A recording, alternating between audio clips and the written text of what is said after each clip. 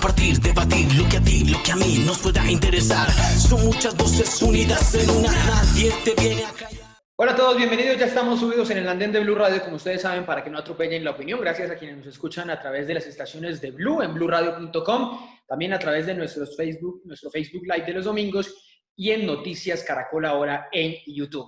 Esta noche es noche para hablar de una de las noticias de la semana, los cambios, los ires y venires, lo que está pasando con la reforma tributaria. De eso vamos a hablar con nuestros opinadores jóvenes, pero desde este momento se sube en el andén el senador Jorge Enrique Robledo, uno de los protagonistas, por supuesto, de este tema, pero con él vamos a hablar también de muchas otras noticias, de muchos otros hechos. Senador, bienvenido al andén, bienvenido a Blue Radio, ¿cómo van las cosas?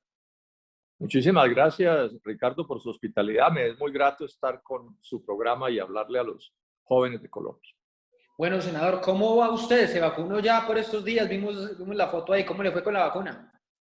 Fuimos con mi señora, sí. Fuimos con mi señora y nos vacunamos. Yo soy un convencido de los avances de la ciencia y hay una experiencia muy grande que dice que las vacunas son un método súper eficaz en contra de las enfermedades. Eso no es una teoría, sino que es una práctica de décadas de confirmarse. Entonces, aun cuando las agujas no es que me agraden mucho, allá fuimos con mi señora y cumplimos con nuestro deber.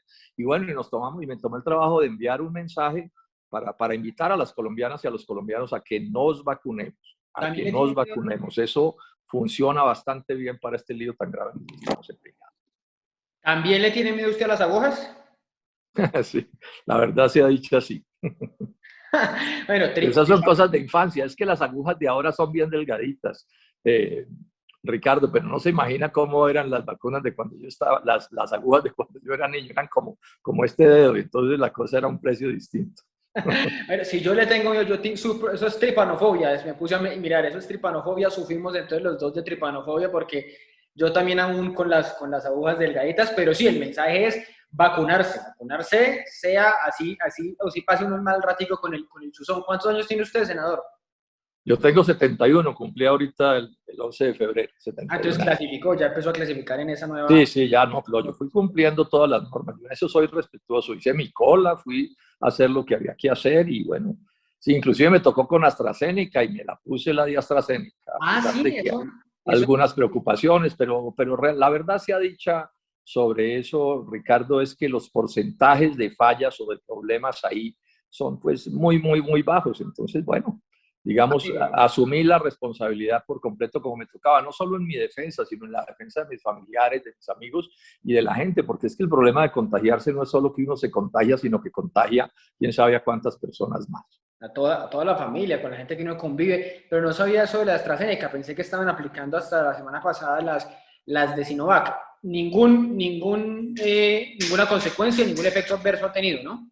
Pues ahí el hombro ahí adolorido un poquito, pero bueno, uno se toma por ahí cualquier pepita. Pero no, ninguna consecuencia de ningún tipo, ni en el caso, ni en mi caso, ni en el de Carmen. Nos salió todo muy bien. Bueno, le fue bien a usted, fue su experiencia, la experiencia con su esposa, pero ¿cómo está viendo el plan de vacunación? Porque esta semana hubo justamente debate en el Congreso, le están reclamando al gobierno nacional sobre ese plan que por días nos sorprende con unas cifras muy interesantes de 150,000, 110,000 dosis aplicadas, pero por otros, digamos, los primeros días de abril fueron apenas 27,000, 30,000, 40,000 y al paso que vamos, pues no alcanzaríamos este año y algunos dicen que ni siquiera el otro para cumplir con los planes que tiene el gobierno. ¿Cómo está viendo usted ese panorama, viendo esos contrastes? Usted se acuerda que el 18 de diciembre yo expresé mi preocupación de que esto podía no salir bien. No bien pues contra las vacunas, yo soy del mundo de las vacunas, pero sí diciendo, bueno, ¿qué va a pasar en la realidad? Y la verdad es que las cosas no han salido bien, yo lo lamento, a mí no me alegra que esto no salga con la perfección que debería salir o con la calidad que debería salir. Primero fuimos uno de los últimos países en el mundo en empezar a vacunar, eso fue una falla del gobierno. Y ahora estamos teniendo grandes, severos problemas en lo que tiene que ver con el ritmo de vacunación. Es que esto funciona es en la medida en que se vacune mucha gente, Ricardo. Porque se trata de generar una inmunidad que es colectiva. Esto aquí no es suficiente con unos cuantos. Y ahí vamos mal, la verdad es que no vamos bien, yo lo lamento, pero ese es el hecho. El presidente Duque se equivoca cuando niega esta realidad. Los colombianos somos gente madura que podemos entender cómo van las cosas y no hay necesidad de meternos cuentos. Pero además ayer mencioné una cosa, Ricardo, en la que la vida también nos dio la razón. Desde abril del año pasado yo advertí que ese sistema de no concebir las vacunas como un bien público, sino como el negocio de unas grandes transnacionales y de unos estados muy poderosos, esa era una mala manera de organizar este asunto a escala global.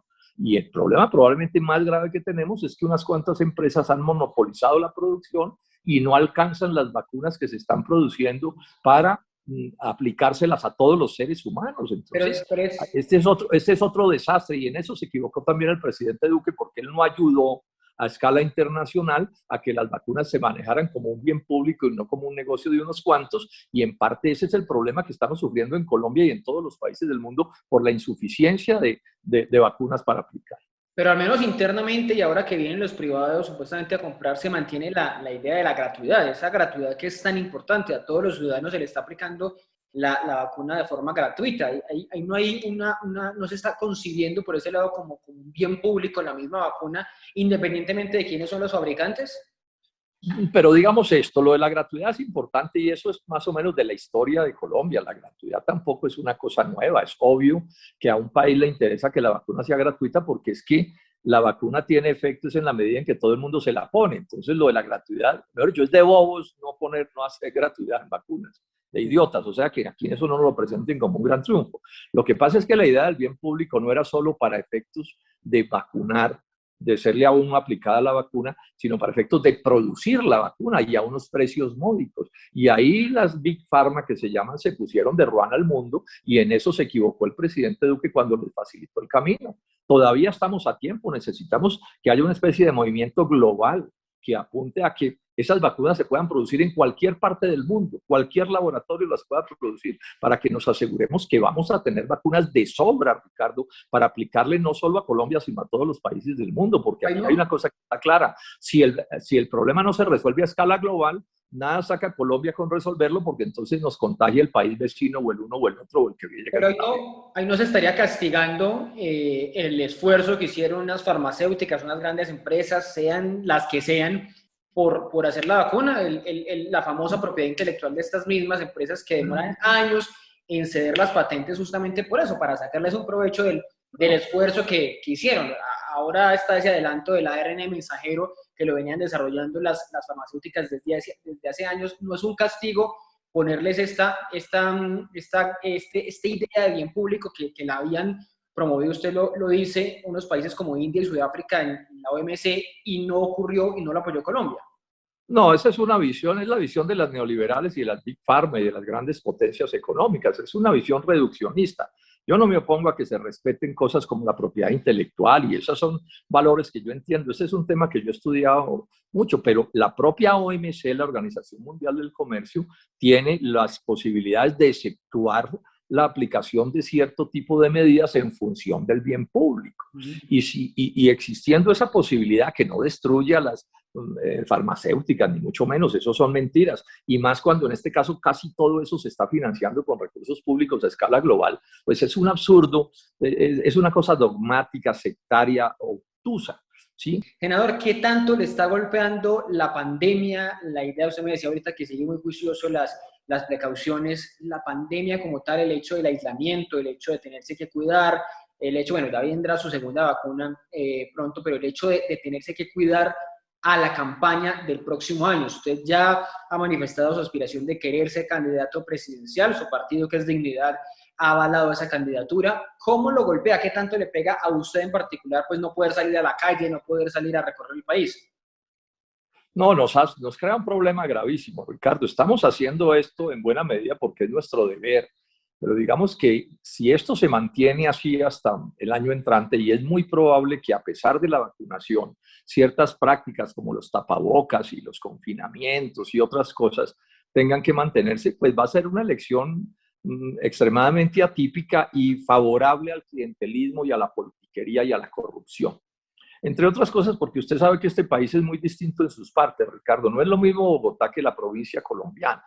Entonces, si por ejemplo se va a volver muy difícil ir a las poblaciones más pequeñas, ir a los barrios populares, estar de cuerpo presente, reducirse mucho al Internet y a lo que puedan hacer los medios masivos de comunicación, pues esto le da una ventaja inmensa a las maquinarias. Usted se imagina cómo va a ser los alcaldes de los municipios pequeños arriando electores a las urnas casi que como vacas al matadero. En ese sentido, digamos que cuando yo me pongo a meditar sobre esto, uno dice, bueno, ¿y qué estamos haciendo? Pero bueno, es nuestro deber estar en la lucha política y la libramos con todo el entusiasmo y digamos con el optimismo, pero realmente es muy difícil como se están presentando las cosas, entre otras cosas porque el gobierno está convirtiendo en una operación clientelista la apuesta de las vacunas y los auxilios pequeños que les dan a la gente. Todo eso se le está entregando a la ciudadanía como si fuera un regalo del presidente de la República. El abuso de Duque todos los días en la televisión, presentándose como un repartidor de bienaventuranzas y de favores, casi que si salieran de su bolsillo. Eso no lo tolera sino un país como Colombia, tanto, tan confundido y tanto, tan mal gobernado. ¿Usted cree que los franceses se aguantarían que en plena campaña presidencial el jefe del Estado estuviera todos los días en la televisión echando cuentos y presentándose como el que regala las vacunas y el que regala la plata y el que regala todas las cosas, que es lo que está haciendo el doctor Duque?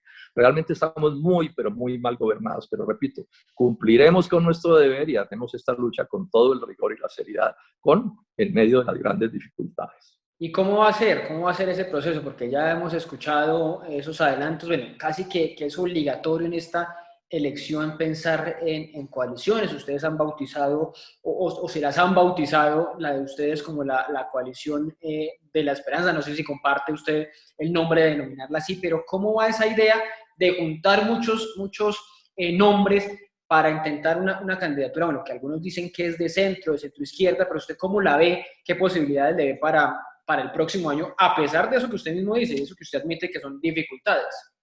Lo de la coalición de la esperanza va súper bien.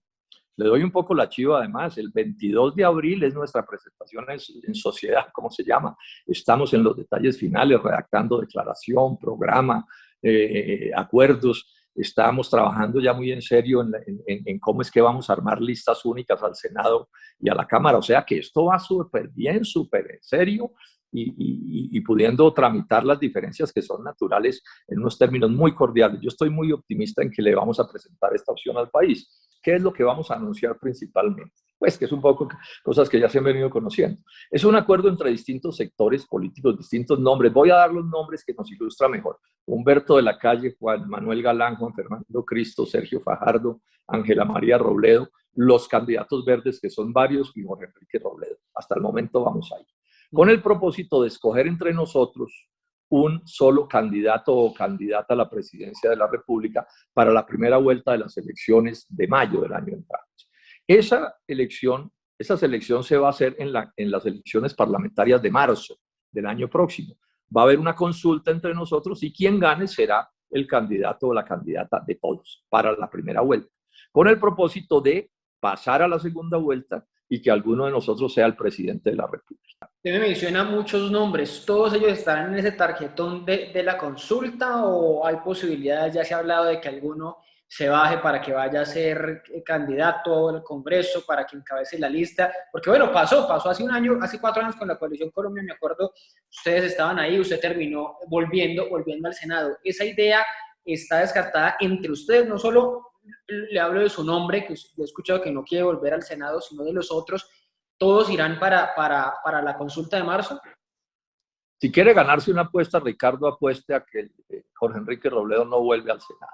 Eso ténganlo absolutamente seguro. Lo de hace 3 años fue una historia diferente. Hoy la situación es distinta. Ahora, pero eso no quita que cualquiera de quien esté aquí participando en la consulta, si quiere bajarse por cualquier razón, esas cosas, pues uno tiene que ser respetuoso y cada quien tomará su decisión, pero estemos seguros que habrá un equipo suficientemente sólido, empezando por el nombre mío, que vamos a estar en la consulta de marzo. O sea, los colombianos tengan la certeza de que en marzo, cuando se vote Senado y Cámara, podrán escoger entre nosotros, incluidas las mujeres que estén aquí en este proyecto, el candidato o candidata que por todos nosotros irá a la primera vuelta de las elecciones de marzo.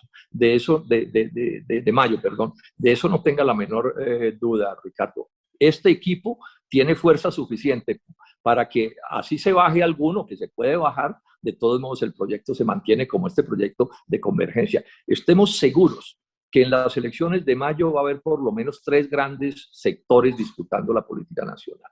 Nosotros, el sector que salga de la Casa de Nariño y seguramente otro sector, contradictor también de la Casa de Nariño. Pero nosotros vamos a ser actores con un candidato o candidata en esas votaciones de mayo. Senador, usted mirando estos nombres, esta lista, esta consulta en la que está, que hay hay mucha variedad. Hay personas que estuvieron en el gobierno de Juan Manuel Santos, hay personas que estuvieron en la oposición a ese gobierno, hay personas que estuvieron, como Sergio Fajardo, que estuvieron en la gobernación de Antioquia y se le decía que es que no era ni uribista ni antiuribista. Bueno, hay muchos nombres ahí.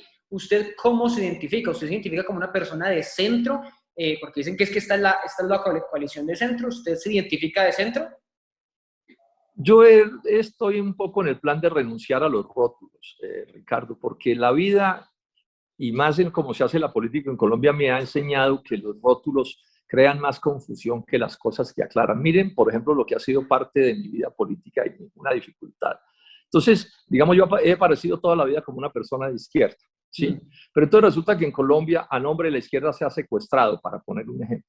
Entonces yo termino cargando con un acto horroroso que yo nunca compartí en mi vida, yo nunca he promovido la violencia en Colombia, y yo termino cargando con ese fardo por cuenta de un rótulo, como le puede pasar a alguien en el mundo de la derecha. Entonces, como se pueden definir a las paramilitares como derecha, entonces resulta que cada persona que se defina como derecha es un paramilitar. Yo no creo en eso no corresponde con la realidad. Y entonces, si yo defiendo la economía empresarial como lo he defendido toda mi vida, entonces también me ponen otro rótulo de acuerdo a lo que sea. Y entonces la palabra centro, que se la quieren poner a esta coalición y que yo no comparto porque nos define muy mal, pues bueno, es lo que se utiliza en los medios, etcétera, pero digamos que en el caso mío, mi propuesta es una propuesta en la que son bienvenidas todos los colombianos y las colombianas, no importa qué rótulo quieran tener, y los que no tienen rótulo, que son la mayoría, son bienvenidos aquí. Por ejemplo, acabamos de crear un nuevo partido que se llama Dignidad. El presidente de Dignidad es Juan Manuel Ospina, lo elegimos hace 8 días. ¿Sí? ¿Quién es Juan Manuel Ospina? Fue senador del Partido Conservador, fue presidente de la Sociedad de Agricultores de Colombia, y sin embargo es el presidente de mi partido en este momento. Entonces, ¿cómo definimos a Juan Manuel Ospina? ¿Sí? Entonces, realmente eso de los rótulos, yo les llamo la atención a los colombianos y a las colombianas. Yo entiendo que se usen, porque son de sentido práctico, y para pero realmente son muy imprecisos para aclarar las cosas. Lo que nos interesa es cómo unirnos, y yo lo que estoy proponiendo es unir a los colombianos, los asalariados, sectores populares, indígenas, campesinos, la gente más pobre de Colombia, bienvenidos aquí, las clases medias también, y los empresarios que contribuyen, que le aportan de verdad al progreso nacional, también son bienvenidos al proyecto que yo estoy, digamos, promoviendo. Senador Robledo, una última pregunta de esto para hablar un par de minutos sobre reforma tributaria, sobre lo que está pasando. ¿Cuál es, dentro de esa coalición, que como le digo es muy amplia, muy variada, cuál es el sello que usted quiere llevar para ganarse esa consulta? Usted dice, arranca la campaña el 22 de abril, o bueno, se da la largada. ¿Cuál es el sello que usted quiere llevar para ganarse esa consulta y después para ser candidato, ya sea en los debates, en la contienda ya del 22? ¿Cuál quiere que sea esa propuesta central para proponerle al país para la presidencia del otro año? Sería esto, Ricardo. En Colombia hay cosas que funcionan bien y hay que defenderlas y protegerlas. Pero la verdad es que en su conjunto Colombia está funcionando súper mal, súper mal. La pobreza, el hambre, la corrupción, la violencia, esto es un desastre. O sea, quienes nos han gobernado han fracasado para sacar este país adelante. Y eso ha conducido a una pelea de perros y gatos que resulta ser incomprensible para casi todos los colombianos. Una agresividad horrible, cargando de odio, de rabia y de miedo al país. Entonces, este proyecto nuestro es ¿cuál? Un proyecto que apunta a unir a las colombianas y a los colombianos de todos los orígenes para hacerle cambios democráticos, progresivos a Colombia, de avanzada en todos los sectores: la educación, la salud, la lucha anticorrupción, no más violencia, empleo, empleo, empleo, creación de riqueza, creación de riqueza, creación de riqueza. O sea, hacer de la economía de mercado colombiana algo parecido a las economías de mercado del mundo desarrollado. Es que al final el mundo terminó habiendo 2 capitalismos: los de los países exitosos, que les va bastante bien, y en los países como Colombia tremendamente rezagados. Entonces, mi idea es que esta coalición sea capaz de mandar esa idea de cambio, pero de cambio incluyente, o sea, de cambio en el que no le vamos a quitar la propiedad privada a nadie, ni estatizar la economía, ni nada que se parezca, ni vamos a alcahuetear malas conductas, etcétera. Ese es como el sello que yo quisiera que esta coalición tuviera, porque estoy seguro que es lo que necesita Colombia para salir adelante. No es solo ganar las elecciones uniendo a este país, después hay que gobernar. Y para gobernar hay que unir a este país también en torno a unas ideas fundamentales que nos caigan bien a todos, trabajadores, asalariados, clases medias y empresarios. Usted habla de no estatizar la economía, pero usted siempre ha sido un defensor de que haya más presencia del Estado en muchos campos. ¿Usted cree que esa es otra de las ideas que se debe mantener, que debe haber más Estado interviniendo en diferentes campos? Hablo de la economía, pero también en general de la sociedad. Yo he estudiado economía mucho toda mi vida, yo sobre eso he escrito varios libros y ahora con la pandemia si algo ha quedado demostrado es que la economía de mercado sin el respaldo del Estado, el capitalismo sin el respaldo del Estado no funciona en ninguna parte. Pero el Estado no está atizando la economía. Hay mucho más Estado en la economía francesa, norteamericana, japonesa, que el Estado que hay en la economía nacional. Pero eso no es contra la economía privada. La intervención del Estado en la economía, en los países como Colombia, no se llama socialismo ni comunismo, eso se llama capitalismo de Estado. Entonces, a eso que no nos metan más mentiras y más cuentos, ¿sí? Porque eso es equivocado. Los países donde el Estado no protegen a su industria y a su agro y no los ayudan a desarrollarlo, donde no hay una vigorosa educación pública, el Estado cuidando el sistema de salud, pensando en la salud de la gente y tantas otras cosas que yo podría mencionar, esos países, su economía de mercado se les hunde, que es lo que le pasa a Colombia. Senador, una pregunta final y es sobre eso, sobre la reforma tributaria que estábamos hablando de economía. ¿Se salvó la clase media de tener que pagar más impuestos en IVA, en renta, con lo que hemos conocido en las últimas horas, que el expresidente Uribe hace un llamado ahí a través del Centro Democrático para que el gobierno, que es que hacen parte, son socios, el presidente Uribe, el expresidente Uribe, el presidente Duque, pues para que no haya aumento en el IVA, el llamado IVA reducido, y tampoco aumento en quienes pagan renta, en esa base gravable? Nos salvamos, se salvó la clase media con esa posibilidad. Es el mismo sainete de todos los años, Ricardo. ¿Cuál es el sainete? Acuérdese que las reformas tributarias son el arte de desplumar al ganso para que no chille demasiado, decía un ministro de un rey de Francia, ¿sí? ¿Cuál es el sainete? Entonces el gobierno presenta una reforma tributaria horrorosa. Los amigos del gobierno entonces salen y hacen el sainete de que no les gusta la reforma tributaria ultra horrorosa. Y entonces la dejan en horrorosa y les quedamos debiendo el favor. Paja, se van a clavar, acuérdense de mí quienes nos oyen, se van a clavar en esa reforma tributaria a los pobres y a las clases medias. A Duque y a Carrasquilla no se les ocurre nada distinto, además porque esto es una orden de la OCDE y del Fondo Monetario Internacional, y es contra los pobres y las clases medias. Así los partidos duquistas, empezando por el Centro Democrático, hagan el sainete de que ya arreglaron las cosas. Siempre la historia de todas las reformas es así, Ricardo, usted que es periodista puede constatarlo, ¿sí? Primero no les gusta la reforma y después aprueban la reforma y les quedamos debiendo el favor. Politiquería barata, a mí no me meten en ese cuento, y lo vamos a ver en la medida en que avancen las cosas, como esto es como yo le digo, Ricardo. Pero entonces, ¿cómo financiamos esto? Porque dicen que la reforma es justamente llamada transformación social y demás, como le ha puesto ese nombre el gobierno, que esto es para financiar esos programas que han empezado a dar justamente en medio de la pandemia. ¿Cómo financiamos esos programas? Bueno, y la deuda que ya se ha causado por cuenta de la crisis del coronavirus. Hay que sacar la plata de algún lado, ¿no? Sí, pero en todo caso no puede ser quitándole el pan de la boca a los más pobres, ni quitándole el pan de la boca a las clases medias. Entre otra razón por esto, eso es una reforma también antieconomía de mercado. Porque si usted deja, y ojo empresarios, si usted, los pobres y las clases medias no tienen capacidad de compra, ¿a quién le venden los fabricantes? ¿A quién le vende el agro? No encuentran a quién venderles. Que aquí estos genios del neoliberalismo en Colombia, Ricardo, se inventaron una economía de mercado sin mercado o con un mercado esquelético. Eso es un absurdo. Miren lo que han hecho en los países desarrollados. Es gastando plata en grande para atender este asunto de la pandemia. Entonces, hay otras maneras distintas de hacer las cosas.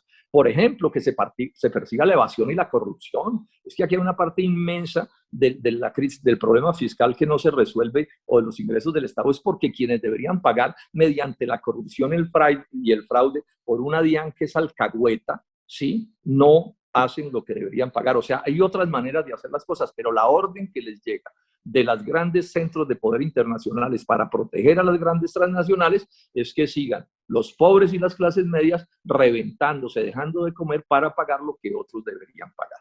Pues de eso, del golpe, del posible golpe a la clase media, vamos a hablar aquí unos minutos con nuestros opinadores. Senador Robledo, muchísimas gracias por atendernos estos minutos y mucha suerte en lo que viene. Ya volveremos a hablar a ver cómo va avanzando tanto la reforma, pero también la coalición este resto de año. Mil gracias, Ricardo, por su hospitalidad. Un saludo a todos sus seguidores. A ustedes muchas gracias también por acompañarnos estos minutos. Ya seguimos aquí en el andén, no se muevan para que no atropellen la opinión. Si ustedes los jóvenes no asumen la dirección de su propio país, nadie va a venir a salvárselo, nadie.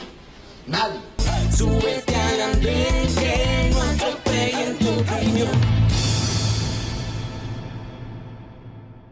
Seguimos en el andén de Blue Radio, gracias por acompañarnos en esta noche para hablar, como les decía, de la reforma tributaria, de esa noticia que junto al coronavirus, al COVID-19, a la crisis del COVID por el tercer pico, pues ha ocupado la agenda del país durante todos estos días por la cantidad de especulaciones que han surgido, porque eso es realmente lo que ha surgido. Todavía el proyecto no se conocía a ciencia cierta cuando a inicio de semana el viceministro de Hacienda, Juan Alberto Londoño, daba el primer bombazo, diciendo que que se incrementaría el IVA para 4 productos de la canasta familiar, 4 productos considerados como básicos para el consumo de los ciudadanos.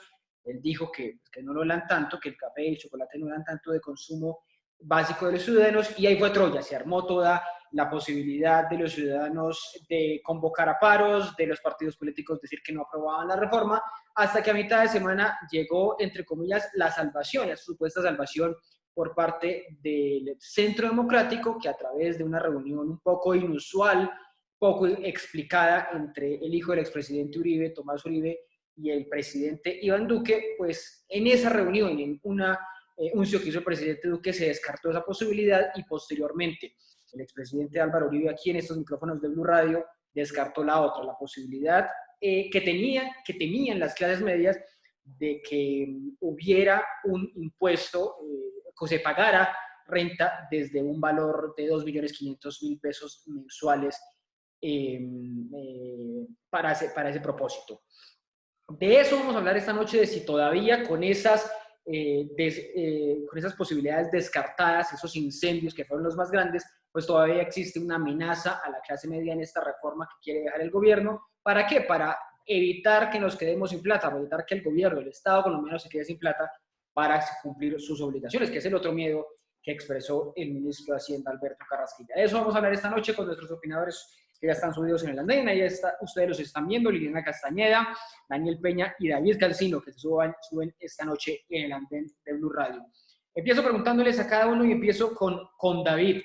Lo que conocemos, no sin conocer el proyecto definitivo, porque le van a hacer cambios con todo eso que metió el Centro Democrático, más política que técnica, dicen algunos. Con todo eso que conocemos, ¿realmente viene un golpe a la clase media? ¿El golpe o la reforma? Porque todo el mundo habla de esto como una clavada, una reforma. ¿La misma reforma es necesaria? ¿En qué estamos en estos momentos? Hola Ricardo, Liliana, Daniel y a todos que nos escuchan, muy buenas noches. Para mí es un gusto poder volver a estar en este espacio. Yo empezaría primero por explicar a muy alto nivel qué es este tema de la reforma tributaria y cuál es el impacto real que tiene en la vida de los colombianos. El Estado colombiano, digamos que se puede hacer el símil con un hogar. Tiene ingresos y tiene unos gastos, ¿cierto? Los ingresos pueden ser, por ejemplo, los salarios, puede ser los trabajos que se hacen en la calle, y tiene unos gastos: hay que pagar arriendo, hay que pagar comida, hay que pagar servicios. Y el Estado, digamos que se sigue bajo la misma lógica. Tiene unos gastos que hay que solventar, como el pago de los salarios de los congresistas o de los policías, de la infraestructura, y sus ingresos pues vienen varias vías. Una es a través de los impuestos, que son contribuciones no voluntarias, eso es muy importante decirlo, no son voluntarias.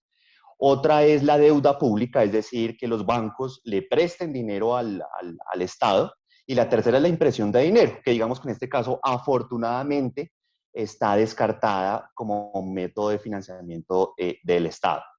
Habiendo dicho eso, ese hogar, esa casa que se llama Colombia, tiene un problema muy grave, y es que los ingresos que tiene por recaudo tributario, por deuda, son más pequeños que sus gastos, es decir, gasta más.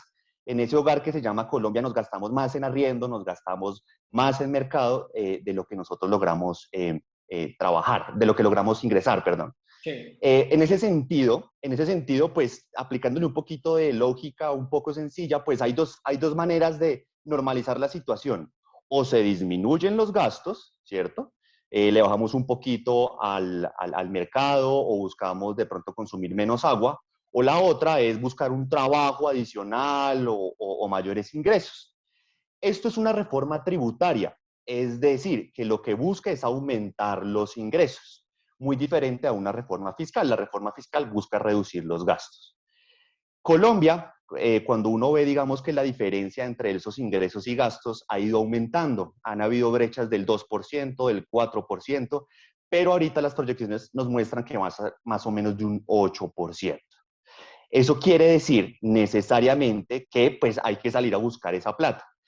El gobierno presenta esta reforma tributaria en el sentido del ingreso, es decir, no se está planteando necesariamente alguna reducción del gasto, sino que los colombianos aportemos, insisto, no voluntariamente, más impuestos. Y aquí la pregunta es, ¿quién va a pagar esos impuestos? ¿Cierto? Colombia tiene una característica y es que la mayor cantidad de impuestos la pagan no las personas naturales, es decir, no los individuos, sino son las empresas, ¿cierto?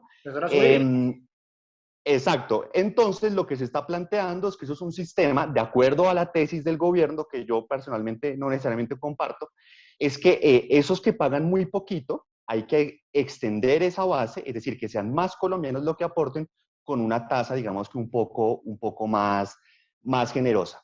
Esto como para dar un poquito de contexto. Otros datos adicionales, digamos, nosotros estamos pagando impuestos muy por debajo, considerando temas de poder adquisitivo, que países como Francia o que en la misma región como Chile, como Argentina. Entonces, digamos que ese es el escenario.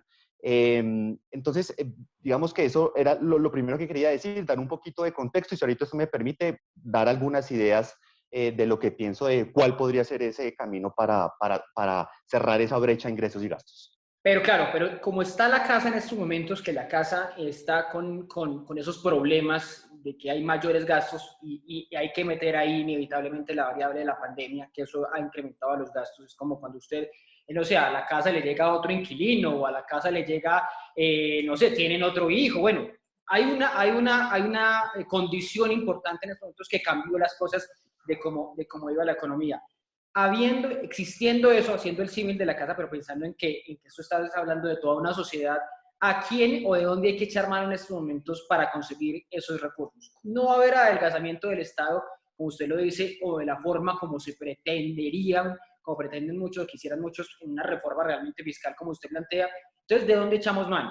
De esos impuestos, de ese impuesto al IVA, de ese incremento al IVA que se puede compensar con los menos favorecidos, con, valga la redundancia, una compensación mensual que haga el gobierno, echamos mano de los que tienen más dinero a través de sus mismas empresas o a través de las riquezas. ¿A dónde buscamos esa plata?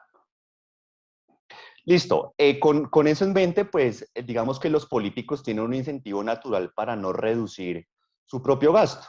Entonces uno podría decir, oiga, primero eliminemos los subsidios a las altas pensiones de los altos magistrados, reduzcamos el gasto público no esencial, como el del ministro de Defensa, que se gastó 800, casi 1.000 millones de pesos con los amigos para saber si se peinaba del lado derecho o del lado izquierdo por comunicaciones e imagen.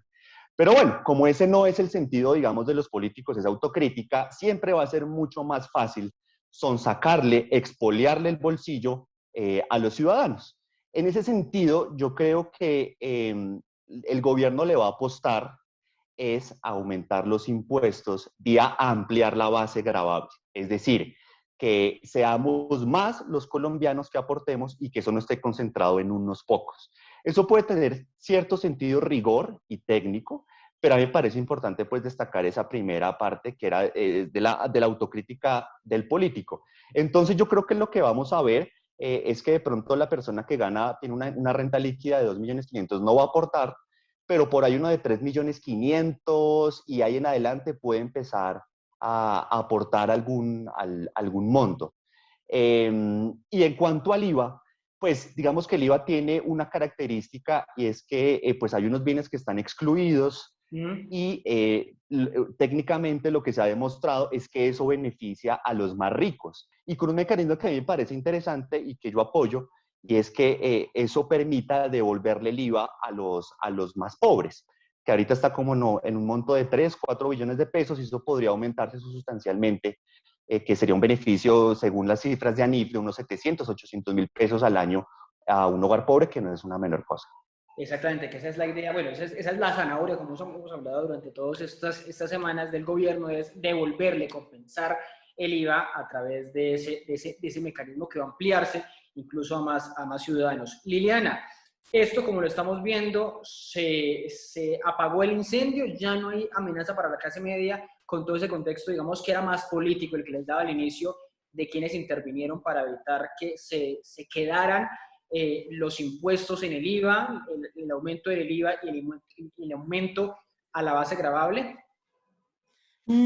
Hola Ricardo, un saludo también para David, para Daniel y toda la audiencia. Yo creo que no solamente la amenaza no ha desaparecido, sino que la amenaza es más grave de lo que se cree y la táctica que ha usado el ministro Carrasquilla, no solo esta vez, sino en ocasiones anteriores, para distraer la atención y la táctica que ha usado el gobierno nacional para distraer la atención es nada menos que impresentable.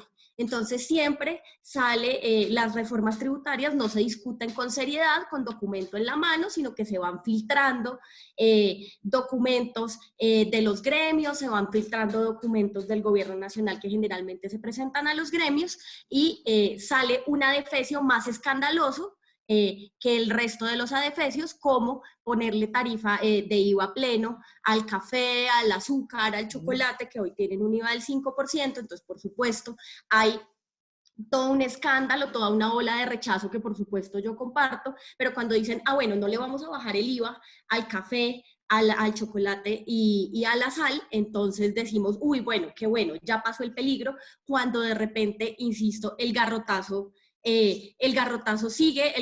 sigue por el lado de la renta, digamos, por la declaración y por el lado del pago del impuesto a la renta. Hay algo de lo que poco se ha hablado y es que va a haber un recaudo de 4 billones de pesos aproximadamente, según la información que se conoce, por cuenta de unos impuestos verdes que son indirectos, digamos, que con el ánimo de decir vamos a combatir la crisis climática, que es real, que existe, con ánimo de combatir la crisis climática, entonces en vez de exigirle a quienes causan la crisis climática, que son los países más poderosos, los que más emiten, las grandes empresas, la megaminería, el negocio del petróleo, que son los que más generan emisiones de gases de efecto invernadero, entonces la crisis climática la tenemos que pagar entre todas y todos los colombianos. Entonces salen 4 billones de pesos de los impuestos verdes a la contaminación, por ejemplo, de los carros, que es un problema, pero como si el carro particular, por ejemplo, fuera un instrumento de lujo. O sea, la mayoría del parque automotor, solo por poner un ejemplo, la mayoría del parque automotor, más del 60% del parque automotor de Bogotá está ubicado entre los estratos 1, 2 y 3 y es un instrumento de trabajo, no es un lujo, por ejemplo, el carro particular. Y si bien hay que pensar cómo ir haciendo las transiciones a energías alternativas, pues no puede ser por la vía de gravar a la clase media. No puede ser tampoco por la vía de los impuestos indirectos. Hay impuestos que son, como decía David, contribuciones que no son voluntarias, pero hay unos impuestos que son directos, es decir, que responden a la lógica de paga más quien más tiene. Entonces los impuestos al patrimonio, los impuestos, digamos, a los mega ricos, y hay impuestos que son indirectos, que le cobran lo mismo, entonces pagamos el mismo porcentaje del aceite, por ejemplo, el aceite que hoy tiene IVA pleno. La señora que vende empanadas y necesita aceite para hacer sus empanadas en la calle paga el mismo IVA del 19% que el que paga el señor Luis Carlos Sarmiento Angulo para comprar la misma botella de aceite en su casa. Eso, digamos, es una cosa a la que responde la lógica de los impuestos indirectos y que es francamente inequitativa. Y si se dan cuenta, de los 25 billones de pesos, 10.5 van a salir de ampliar el recaudo de IVA. Luego, Luego, el garrotazo no lo van a sufrir quienes más tienen, sino efectivamente lo sufren los más pobres y la clase media, sin tocarle además un pelo ni a los beneficios tributarios generados por la economía naranja, ni a los megacapitales, ni tampoco tocando los superbeneficios que se dieron en la reforma tributaria de 2018, que le hicieron 9 billones de pesos en exenciones a los grandes capitales y a los megarricos del país. Aquí haciendo más símiles como los que estás haciendo David, aquí es como el de la cobija cortica. Si usted coge para un lado, se le destapa por un lado, y si coge para el otro se destapa, bueno, se vuelve un lío, usted no se puede tapar bien. Aquí entonces tapamos un hueco y se destapa por el otro lado el otro cuando hablamos de tributaria. Si usted le clava más impuestos a las empresas que van a, una última propuesta del uribismo, a reducirle los que ya les habían dado, los beneficios que les habían dado en la ley de financiamiento de 2018, pues algunos dicen que la consecuencia es que se va a aumentar el desempleo, de que estas empresas se van a ir del país. Ese no es el miedo también, Liliana, de decir, bueno, clavémosle a los que más tienen, entonces los que más tienen van a decir, yo no voy a perder y simplemente me desquito con mis empleados, por ejemplo. ¿Esa no es una consecuencia? Pero es que los beneficios tributarios, por ejemplo, que tiene el sector minero energético son absolutamente escandalosos. O sea, el tema en materia de regalías, en materia de exenciones tributarias para la minería de oro, para la minería de carbón, para la minería, para otros commodities, también es absolutamente escandalosa. Son 9 billones de pesos, insisto, que podrían estar mitigando la crisis y para no terminar precisamente con esta política de cobija pequeña. Hay una cosa bien interesante que es el imaginario que se instala, y es que si yo subo un ápice en los impuestos, inmediatamente las empresas se van a ir y las inversiones se van a ir del país. Y eso, digamos, no es necesariamente cierto, pero dos, hay que ver qué tipo de empresas y qué tipo de incentivo empresarial es el que estamos tratando de generar. Porque con el régimen tributario, uno, que existe, y dos, que se sigue proponiendo, pues las que más sufren incluso son las micro, pequeñas y medianas empresas que tienen tarifas, un poco no para salirnos del tema, pero que tienen tarifas, digamos, de renta que son altísimas, que pagan, que con el tema del ICA han sufrido mucho, sobre todo con la pandemia, pero que además, por ejemplo, tienen problemas grandísimos con el pago de servicios públicos. Entonces, si vamos a hablar de la inversión y de las empresas y de generar empleo y de que no se vaya, de no disminuir la competitividad del país, pues pensemos en lo que constituye más del 90% del tejido empresarial, que son las micro, pequeñas y medianas empresas. Aquí de lo que estamos hablando es de que se está protegiendo a los grandes cacaos, a las mega inversiones, a los grandes capitales, mientras los colombianos y las colombianas, incluyendo a los empresarios, estamos sufriendo un montón. Y yo termino con este ejemplo. Se ha hablado mucho también del tema del IVA, el café, el chocolate, pero no se ha hablado de otro detalle, y es la diferenciación entre impuestos que están exentos de bienes exentos y de bienes excluidos del IVA. Parece un tecnicismo súper complicado de entender, pero hay una diferencia que es importante, y es que lo que se ha filtrado dice que se busca eliminar la categoría de exentos a muchísimos productos que hoy están en la canasta familiar. ¿Qué significa eso? Que un producto que está exento, por ejemplo, la carne de cerdo, lo dijo el presidente por Colombia, la carne de cerdo, al estar exenta, lo que significa es que el IVA que paga, por ejemplo, en algunos insumos, ¿sí?, como el concentrado de los cerdos, pues él lo puede declarar y después descontar de manera que no se afecte el precio final al consumidor. O sea, si el bien no está exento, sino está excluido, pues no puede hacer esa declaración ni ese descuento del IVA, lo que termina incrementando, lo que se termina reflejando en un incremento de los precios de los bienes al consumidor, primero, pero además termina haciendo a los países muchísimo menos competitivos y a la producción nacional muchísimo menos competitiva frente a las importaciones, ¿sí? Porque es que los bienes importados no tienen este problema. Bueno, escucho a Daniel ahora para hablar de esto. Se está clavando, afectando a la clase media. Hay una mala administración de la casa, para seguir con el ejemplo de los hogares, y el Estado se está administrando mal. Daniel, y por eso estamos llegando a esto, a buscar más recursos. Hola Ricardo, a David, a Liliana y a todos que nos escuchan en el andén. Yo creo que hay varios puntos antes de responderte la pregunta. El primero, pues evidentemente, creo que si finalmente la reforma se da, creo que es un mal contexto, un contexto de reactivación donde la mayoría de empresas tuvieron que hacer, comerciantes, tenderos, tuvieron que hacer un gran esfuerzo para adecuar sus locales y sus oficinas para poder reactivar la economía y de alguna u otra forma este cambio de reglas y este cambio también de carácter impositivo pues les afectaría bastante y de alguna u otra forma a futuro veríamos que esto no tuvo ninguna repercusión real o importante para subsanar la crisis. Lo único que podría decirse, y estoy muy de acuerdo con lo que dice David, es tratar de quitarle poder adquisitivo a las personas. Eso se va a ver reflejado en una baja del consumo y asimismo la economía no va a rendir. Y por el otro lado generas más pobreza, más gente estancada en lo que hay de subsidios desenfocados que históricamente han existido en Colombia, subsidios desenfocados, gente que puede fácilmente reunir 5 o 10 subsidios y que no necesariamente son beneficiarios. Acordémonos que alguna vez debatimos en el Andén Blue congresistas que habían en listas de subsidios. Entonces es un problema estructural que lo único que viene a reflejar la pandemia es una realidad que ya pues todos veíamos latente. Creo que la reforma, si se tocan los temas de la clase media, si se toca el ingreso real de la clase media, sería una reforma extremadamente regresiva, pero por el otro lado también hay que ser conscientes que el gobierno le está apostando a un tema social importante.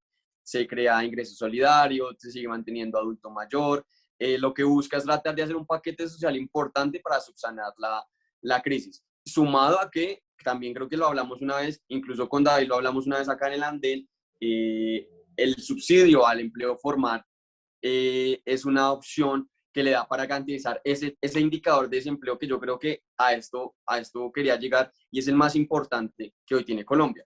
¿Y es por qué? Porque la reforma tributaria se da porque Colombia no le genera opciones a la gente para tener un trabajo estable, ¿sí? Entonces la gente lo único que puede hacer es tratar de vivir en la informalidad, obviamente por la pandemia y las cuarentenas. No puede trabajar, las cuarentenas los obligan a estarse en su casa y el Estado, por un deber constitucional, entra tal vez de pronto a subsidiar mediante estas transferencias monetarias a esas personas. Si desescalamos el problema del empleo, que creo que es la mayor deuda que va a dejar después de toda la pandemia en el ambiente, creo que podríamos evitarnos tal vez de pronto esta reforma. Yo creo que también hay otra opción, y no la comparto nada más yo, sino también se compartió desde un momento desde la ANDI y también desde los sectores de oposición, y era acudir a la deuda externa. Creo que todavía había opciones de hacerlo y creo que lastimosamente ya no se va a poder hacer. Creo que en este momento las calificadoras de riesgo están presionando muchísimo a lo que es el gobierno nacional y creo que de ahí nace estas locas ideas que yo creo que son desafortunadas, de meterse con la canasta familiar, de tratar de incluir a los salarios y a los honorarios de 2.500.000 para que declaren renta. Estoy citando ahí, hay gremios y me está pidiendo la palabra ahí Liliana para responder rápidamente, no tenemos mucho tiempo, pero solo una cosa, ¿no cree que la reforma se volvió obligatoria, como dijo Anif, no una alternativa? Ya es obligatorio buscar estos recursos de donde sea. Pues puede que sí en la materia en que el programa social que tiene el gobierno, pues de alguna u otra forma se tiene que financiar. Evidentemente, todos estos subsidios que se han creado, y creo que, por ejemplo, uno de los que se ha servido, que es el subsidio al empleo formal, pues tiene que seguirse manteniendo para evitar una crisis peor. Y acordémonos que desde esta crisis no solo es económica, sino también es social. Vemos el desempleo, es el desempleo, súmelo a la migración, es la migración, súmelo a la inseguridad. Entonces todo esto se va sumando en una gran bola de nieve que puede generar una gran crisis social. Y querámoslo o no, yo sé que David no está muy de acuerdo con el tema de los subsidios y que el Estado participe en muchas de las acciones que tiene la vida cotidiana, y yo creo que en algunos casos sí tiene que hacerlo, como en el caso de la pandemia. Imaginémonos hoy, por ejemplo, y ya para terminar, imaginémonos que las empresas no hubieran podido tener acceso a un programa como el PAEF.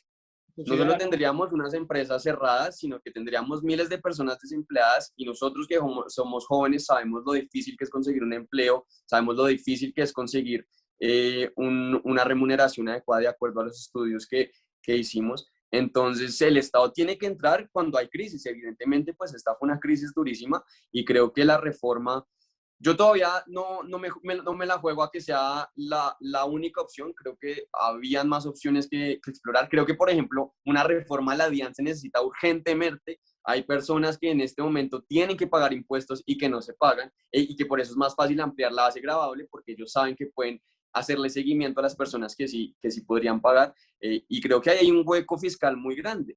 Creo que también las entidades territoriales tienen una gran responsabilidad ahí. Todavía no creo que sea necesaria una reforma tributaria, y creo que hay que explorar muchas más opciones antes de tomar una decisión. Sí, es que yo creo que aquí se ha tocado un punto súper importante y es la justificación del gobierno nacional para hacer la reforma tributaria. Entonces, primero, sale a medios a decir que no es una reforma tributaria, sino una ley de solidaridad, entonces, como para suavizar el golpe. Luego dice que la reforma se tiene que hacer ahora, y se tiene que hacer ahora porque se ha generado un déficit fiscal por efecto de la pandemia. Y yo creo que ahí hay por lo menos 3 mentiras, ¿sí? La primera es que se tendría que hacer ahora. Yo estoy de acuerdo con Daniel en que este es tal vez el peor momento para hacer una reforma tributaria, ¿sí? Y es el peor momento porque estamos en medio de la peor crisis, no de una crisis muy grave, de la peor crisis económica. ¿Es el momento más necesario, Liliana? ¿No es el momento más necesario? Es el menos necesario. De hecho, lo que ha funcionado, por supuesto, lo que ha funcionado para todos los países, el ingreso solidario, es aumentar el gasto público y sobre todo el gasto social, pero hay otros instrumentos. El Observatorio Fiscal de la Universidad Javeriana ha hablado de otros instrumentos, de la misma deuda, hay otros modos, y si se va a hacer una reforma tributaria estructural, que seguramente se necesita, no tiene que ser por ahí. Que se diga la verdad de para qué se está haciendo la reforma tributaria. Y la reforma tributaria se está haciendo porque el Fondo Monetario Internacional le impuso la condición al país para el otorgamiento de un crédito de $5.300 millones el año pasado, de que se tenía que hacer una reducción del déficit fiscal. Y este es un momento en el que no se le puede temer al déficit fiscal, porque cuando uno está en crisis, pues busca maneras para resolver el asunto, y no es recortando, no es hablando de austeridad, no es hablando de IVA, sino de verdad de dónde están las verdaderas falencias para tener un sistema tributario donde paguen más quienes ganan más. David y Daniel, ¿nos metieron el susto? Empiezo con Daniel, ¿nos metieron un susto injustificado? Si hay plata y no es necesaria la reforma. No.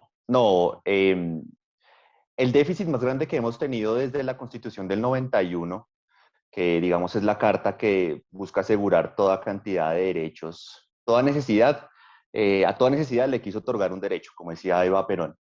El gasto público se ha disparado y el ingreso se ha mantenido más o menos constante.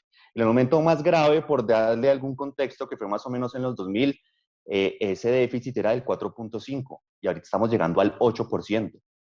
Entonces, evidentemente, las reformas son necesarias, más que nunca. Pero precisamente porque Colombia se ha endeudado con la banca para financiar parte de ese gasto, es que, pues, como cualquier banco, le exige a su acreedor que muestre que puede tener capacidad de pago en el futuro. Y si no lo demuestra, pues digamos que eso tiene implicaciones, como por ejemplo que la deuda sea cada vez más costosa. Entonces, al déficit fiscal no solamente no hay que tenerle miedo, hay que tenerle pavor, porque ese gasto siempre lo terminamos pagando los colombianos con impuestos o con deuda. Y la deuda quizás es una de las formas más antiéticas e inmorales de adquirir déficit fiscal, porque es endeudarnos hoy para que las generaciones futuras paguen con sus impuestos. Si son impuestos, pues naturalmente se ve el detrimento en la capacidad de pago de los colombianos. Y si es con emisión monetaria, como sueñan los estatistas de este país, pues lo pagamos en forma de inflación y de atraso. Entonces, un comentario, Ricardo. Al principio yo empezaba hablando del hogar, de los ingresos y de los gastos. Sí. Cuando nosotros nos constituimos en una comunidad política, un Estado, Lo hacemos y aportamos nuestros impuestos porque vemos que hay un administrador que nos va a proveer cierta cantidad de bienes y de servicios. Pero en Colombia ni la seguridad en las grandes ciudades está asegurada. Presas del asesinato, del sicariato, del robo. Ni el elemento más básico y esencial que debería cumplir el Estado, que es proteger la vida, se da en Colombia. Entonces yo creo que detrás de todo esto, que es una discusión técnica, si hay una discusión ética y moral sobre si nosotros como colombianos deberíamos seguir obligados a pagar impuestos por un sistema que no se quiere autocorregir. Impuestos porque no cumple muchas condiciones. Exacto, es como cuando el jefe de la casa se gasta la plata en iPhone, se la gasta en AirPods, se la gasta en trago, y luego viene a decirle a los hijos de 8 años que miren a ver cómo al señora les toca ponerse a trabajar. Es más o menos esa la analogía. La típica. Es la típica, sí, exacto. Y hay un comentario corto. Hace 2 días, hace un día vi el caso en Alaska que están dando renta básica en Alaska, en el estado de Alaska, en Estados Unidos, y esos mismos días coinciden con el aumento de alcohol. O sea, básicamente se ve en buena cantidad las personas que ven en Alaska la plata de la renta básica. Pero eso es anecdótico. No lo tome como conclusión. Ni estoy sugiriendo nada. Una diatriba total contra los subsidios de David. Me pide la palabra Daniel porque voy cerrando para hacerles una pregunta final y espero una respuesta muy corta. Daniel, me decía. No, básicamente yo sí creo que hay formas de financiar los programas sociales porque existen, son una realidad y para algunas personas o para muchas personas son muy beneficiosos y más sobre una crisis. Vea, yo todavía no descarto la opción del préstamo, si bien es cierto las calificadoras de riesgo están encima del país, hay muchos países que han acudido a esta maniobra en plena crisis, se puede hacer.